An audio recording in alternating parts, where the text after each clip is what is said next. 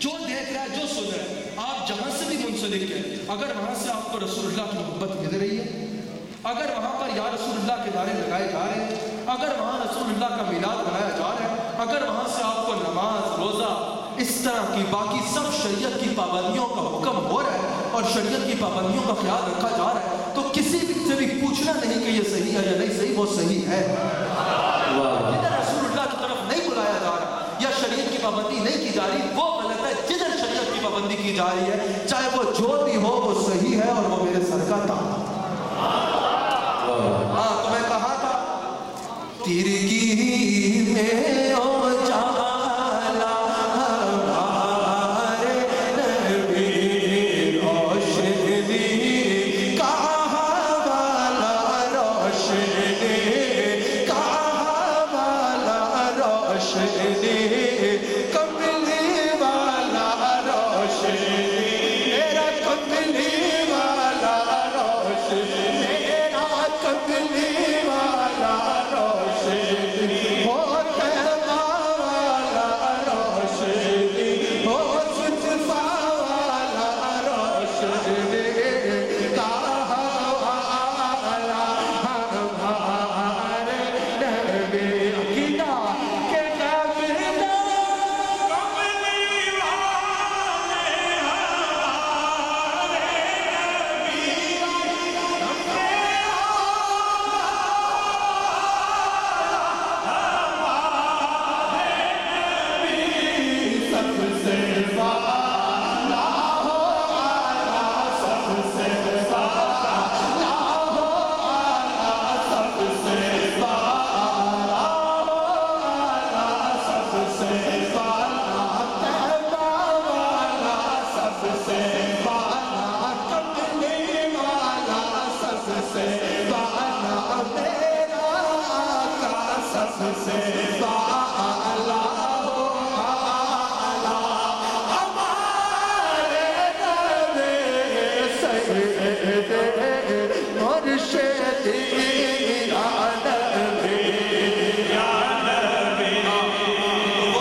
خبریں دینے والے نبی.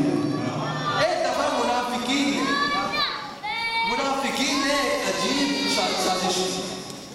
آپ کو پتا ہے نا, منافقین کچھ عرصہ مسجد نبی میں بیٹھے رہے, اسی صفوں میں نمازیں بھی پڑھتے رہے, سب کرتے رہے. علماء تشریف فرمائے, ان کی توجہ چاہتا ہوں.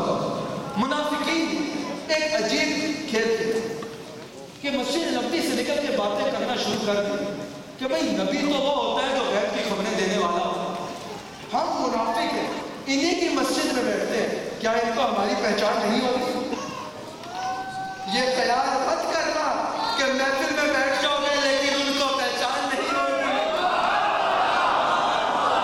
رسول اللہ میرے آقا کریم مسجد میں تشریف لاتے ہیں, مالک کل عالم مسجد میں تشریف لاتے ہیں, ہزاروں کی تعداد میں شوق کے جوانوں اور سب احباب تمہارے نبی مسجد میں تشریف لاتے ہیں, ممبر پہ تشریف رکھتے ہیں اور فرماتے ہیں فلاں بن فلاں منافق ہے اور اٹھ جائے, نکل جائے میری مسجد سے.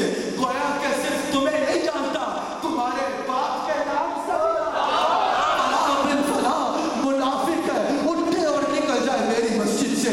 ارے تم یہ بات کرتے ہو, میں تو کائنات کو اس طرح دیکھتا ہوں جس طرح تم اپنی ہتھیلی کو دیکھتے ہو. ایک اور حدیث میں میرے آقا ارشاد فرماتے ہیں کہ جو ہو گیا اس کا پوچھو میں بتاؤں گا, جو ہو رہا ہے اس کا پوچھو میں بتاؤں گا, قیامت کے بعد یا قیامت سے پہلے بھی جو ہونا ہے اس کا پوچھو میں تمہیں بتاؤں گا.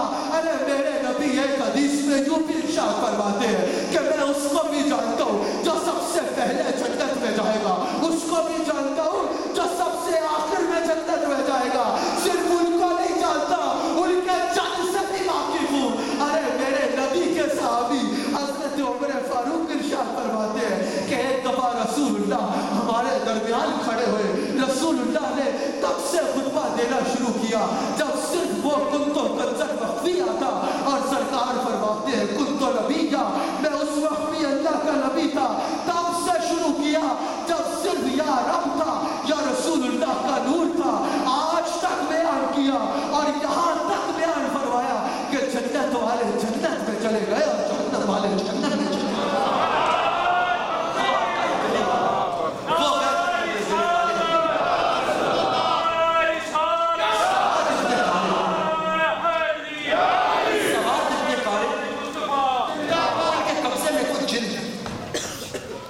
سواد اپنے قارب تھے، قبضے میں کچھ جن تھی، وہ اپنے علاقے میں آرام کر رہے تھے، سوئے تھے۔ ایک جن آیا، سواد اپنے قارب کو پیر سے جھنجھوڑا اور کہا، اے سواد، تو یہاں پر غفلت میں سویا ہوا ہے، وہاں پر دنیا میں رسول اللہ کی غیب کی خبریں دینے والے حبیب دنیا میں آ چکے۔ سواد ابن قارب کہتے ہیں، میں نے سنی انسنی کر، دوسری رات پھر وہ جن آیا اس نے نہیں کہا، تیسری رات سواد ابن قارب فرماتے ہیں کہ وہ جن آیا اور اس نے میرے آگے رسول اللہ کا نام لیا اور فرمایا کہ کہا تو وہ دنیا میں تشریف لا چکے ہیں۔ سواد ابن قارب کہتے ہیں کہ میں نے جیسی رسول اللہ کا نام سنا، دل میں رسول اللہ کی محبت نے جنم دیا، میں نے مکہ کا سفر شروع کر دیا۔ جب مکہ مکرمہ پہنچا تو پتا چلا کہ رسول اللہ مدینہ منورہ تشریف لے جا چکے ہیں۔ میں مدینہ منورہ پہنچا، سواد ابن قارب کہتے ہیں نہ اس سے پہلے مدینہ پاک کی طرف گیا تھا، نہ رسول اللہ سے یا رسول اللہ کے کسی غلام سے کوئی ملاقات تھی، نہ ہی میں نے کوئی قاصد بھیجا تھا کہ بتا دو کہ میں آ رہا ہوں۔ ان کو بتانے کی ضرورت نہیں ہے کہ خادم سعید آ رہا ہے یا ولید آ رہا ہے، وہ سب کو جانتے ہیں، وہ سب کو جانتے ہیں، وہ آنے والے کو بھی جانتے ہیں، جانے والے کو بھی جانتے ہیں۔ رسول اللہ تشریف فرمائے، سواد ابن قارب کہتے ہیں میں رسول اللہ کی بارگاہ میں پہنچا، رسول اللہ نے میری طرف دیکھا، رسول اللہ نے مجھے فرمایا مرحبا یا سواد ابن قارب۔ کہتے ہیں کہ میں آغوش حیرت میں مبتلا ہو گیا، میرے پیروں تلے زمین نکل گئی، میں حیران ہو گیا کہ نہ اس سے پہلے کبھی رسول اللہ سے کوئی ملاقات، نہ ان کے غلام سے کوئی ملاقات، یہ صرف مجھے نہیں یہ تو میرے باپ کو بھی جانتے ہیں۔ عرض کی یا رسول اللہ آپ مجھے کیسے جانتے ہیں؟ رسول اللہ نے فرمایا سوال تو میرے قدموں میں پہنچ گیا، تو میرے قدموں میں پہنچ گیا، ارے تو جب گھر سے چلا تھا وہاں سے لے کر یہاں تک ارے قدم پہ تجھے دیکھ قیامت تک آنے والے ہر غلام کو بتا دیا کہ میری جانب مدینہ منورہ آؤ گے، گویا یا میری جانب میرے میلاد کی کسی محفل میں آؤ گے، پنڈی سے آؤ گے، لندن سے آؤ گے، یا فلاور سے آؤ گے، یا برمنگھم سے آؤ گے، یا کہیں سے بھی آؤ گے، تمہارے ایک ایک قدم کو میں دیکھتا ہوں۔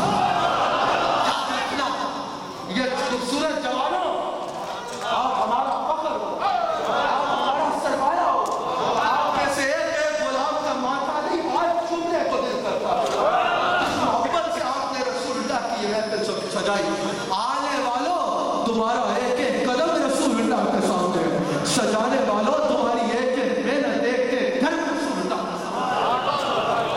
سواد ابن قارب کو رسول اللہ نے فرمایا سواد تو وہاں پر پہنچ گیا جہاں جو پہنچتا ہے فلاح پا جاتا ہے، جا سواد تو بھی فلاح پا، تو بھی حضرت سلمان فارسی ارشاد کا طویل واقعہ سب نے سنا ہوگا۔ ایک دفعہ رسول اللہ کا نام سنا، رسول اللہ کی محبت میں گرفتار ہو گئے، گرفتار محبت ہو گئے، ایک راہب کی خدمت شروع کی، خدمت کرتے رہے، جب وہ مرنے لگا تو اس نے کہا کہ میں اپنا جانشین جو ہے وہ سلمان کو بناؤں گا، کیونکہ اس سے موضوع اور اس سے زیادہ صحیح بندہ مجھے نظر نہیں آتا، میں اولاد سے بھی زیادہ اس کو حقدار سمجھتا ہوں۔ حضرت تڑپ کے کھڑے ہو جاتے ہیں، کہتے ہیں کہ اگر تم مجھے کچھ دینا چاہتے ہو تو مجھے بتا دو کہ محمد الرسول اللہ مجھے کہاں ملیں گے۔ اس نے کہا میں یہ تو نہیں بتا سکتا، جاؤ مجھ سے بڑے کے پاس چلے جاؤ، اس سے پوچھو شاید وہ تمہیں ان کا بتا دے، لیکن یاد رکھنا اگر کبھی زندگی نے وفا کی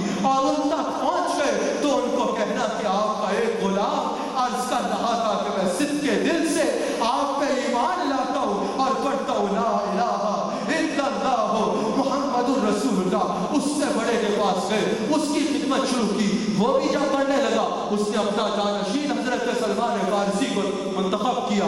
حضرت سلمان فارسی نے کہا نہیں، میرا گوہر مقصود تیری مسرت نہیں ہے، میرا گوہر مقصود رسول اللہ کی غلامی ہے، اگر بتا سکتا ہے تو یہ بتا وہ مجھے کہاں ملیں گے۔ اس نے کہا یہ میں نہیں بتا سکتا، لیکن یہ سب سے بڑے آدم کے پاس چلے جاؤ، سب سے بڑا جو ہے ہمارا سربراہ ہے اس کے پاس چلے جاؤ، شاید وہ تمہیں ان کا پتہ بتا دے، لیکن اگر ان تک پہنچ جاؤ تو میرا بھی غلامانہ سلام پیش کرنا اور کہنا کہ میں بھی آپ کی غلامی کا پٹا قبول کرتا ہوں. کرتے کرتے حضرت سلیمان اسقف اعظم کے پاس پہنچتے ہیں.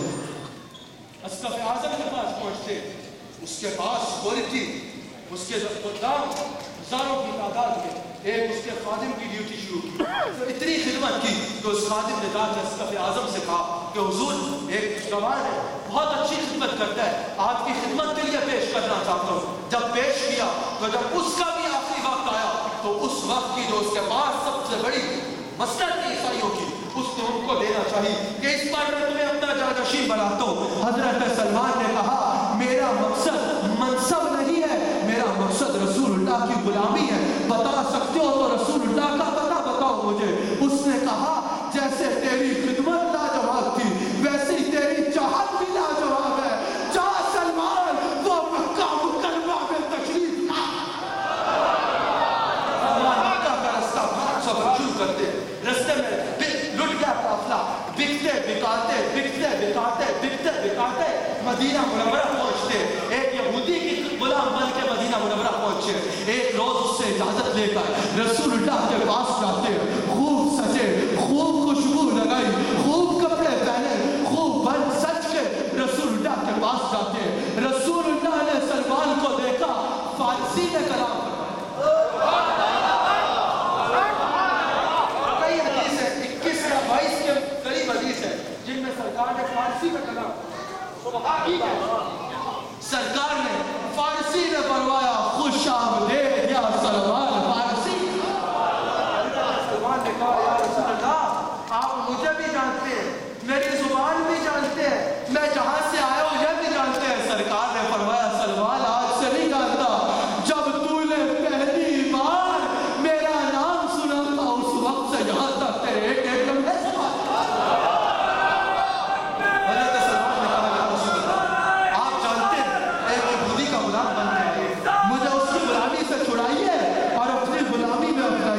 سرکار نے فرمایا جا اس یہودی سے کہہ کہ جو قیمت مانگتا ہے دے.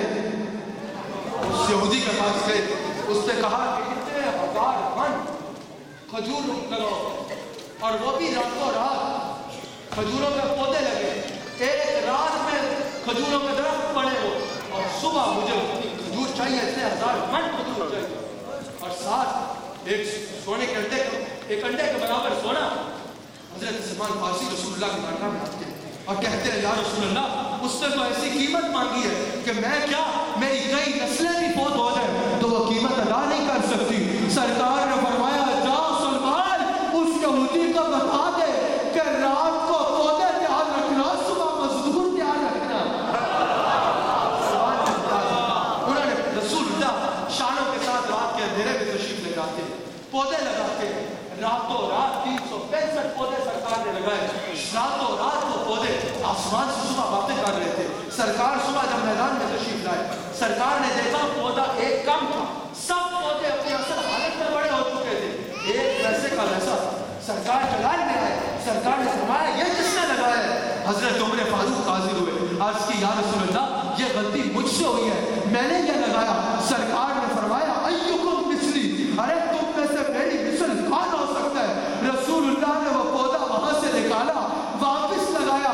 لمحے میں جس طرح آگ اٹھتی ہے اس طرح وہ پودا اٹھا اور باقی درختوں کے ساتھ ایک پھلدار درخت بن گیا.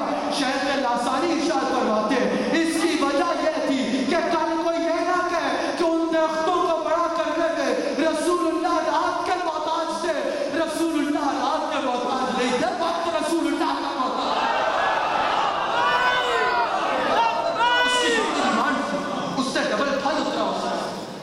رسول اللہ نے آدھا اس کو دیا اور آدھا حضرت سلمان کو دیا, اس سے مدینہ میں کاروبار کرو. اور رسول اللہ نے پتھر زمین سے اٹھایا, رسول اللہ نے اس کو ہاتھ لگایا, وہ سونے کا بن گیا. یہ منظر دیکھ کے اس بال تو بھول گیا, یہودی رسول اللہ کے قدموں میں گر گیا کہ میں ایمان لاتا ہوں آپ اللہ کی غیب کی خبریں دینے والے رسول اللہ. آج کے بھی یہودیوں کو میں دعوت دیتا ہوں کہ اس نے بھی رسول اللہ کا علم غیب دیکھ کر ایمان قبول کیا. آپ بھی رسول اللہ کا علم غیب دیکھ کر ایمان قبول. سمجھے, ہمیں نظر آتا ہے آخری بات علم غیب کے حوالے سے. بہت جلدی اپنی گفتگو کو کہ رسول اللہ کے غلام سراقہ، جب رسول اللہ مدینہ منورہ سے مکہ مکرمہ سے ہجرت فرما کر مدینہ منورہ جا رہے تھے تو کفار مکہ نے کہا جو رسول اللہ کو جہاں واپس لے آئے ہم اس کو 100 خزانے سے دے دیں۔ کئی ڈھونڈنے کے لیے نکلے، سراقہ رسول اللہ تک پہنچے، سراقہ رسول اللہ تک پہنچے تو کیونکہ یہ زمین بھی رسول اللہ کی غلام ہے، زمین نے سراقہ کو پکڑ لیا کیونکہ غیر ارادے سے جا رہے تھے۔ سراقہ کو رسول اللہ نے دیکھا تو سراقہ زمین میں دھستا جا رہا تھا، دھستا جا رہا تھا سراقہ زمین میں۔ سراقہ نے رسول اللہ سے عرض کی یا رسول اللہ مجھے معاف بھی فرمائیے اور اپنی غلامی کا پٹا بھی عطا فرمائیے۔ سرکار نے فرمایا جا سراقہ تجھے میں نے معاف بھی کیا اور تجھے اپنا غلام بھی بنایا۔ سراقہ 100 اونٹ کی لالچ میں آج تو میرے دشمنوں کی طرف سے آیا تھا تو ذلت کی یہ انتہا تھی کہ زمین میں دھستا جا رہا تھا۔ سراقہ آج تو میری غلامی کا پٹا گلے میں لیا تو نے، میں تیری عزت ایسی دیکھ رہا ہوں کہ کسرا کے کنگن تیرے ہاتھ میں ہوں گے، کسرا کے کنگن تیرے ہاتھ میں ہوں گے۔ وقت گزرتا رہا، حضرت صدیق اکبر کا دور آیا، وقت گزرتا رہا، حضرت عمر فاروق کا دور آیا، بیچ میں سراقہ بیمار ہو گئے، سراقہ بیمار ہو گئے بیچ میں۔ اس کے سارے دوست، سراقہ کے دوست، احباب، چاہنے والے، گھر والے سراقہ کے گرد اکٹھے ہو گئے۔ بیوی رو رہی ہے کہ میرا سردار مجھ سے جدا ہو رہا ہے، ماں باپ رو رہے ہیں کہ ہمارا بیٹا ہم سے جدا ہو رہا ہے، بچے رو رہے ہیں کہ ہمارا باپ ہم سے جدا ہو رہا ہے۔ سراقہ تڑپ جاتے ہیں، تڑپ کے اٹھتے ہیں، کہتے ہیں خبردار اگر کسی نے کہا کہ سراقہ مرنے والا ہے، سراقہ نہیں مر سکتا۔ کیوں؟ کیونکہ رسول اللہ نے فرمایا ہے سراقہ تیرے ہاتھ میں کسرا کے کنگن آئیں گے، جب تک کسرا کے کنگن سراقہ کے ہاتھ میں نہیں آتے سراقہ نہیں مرے گا۔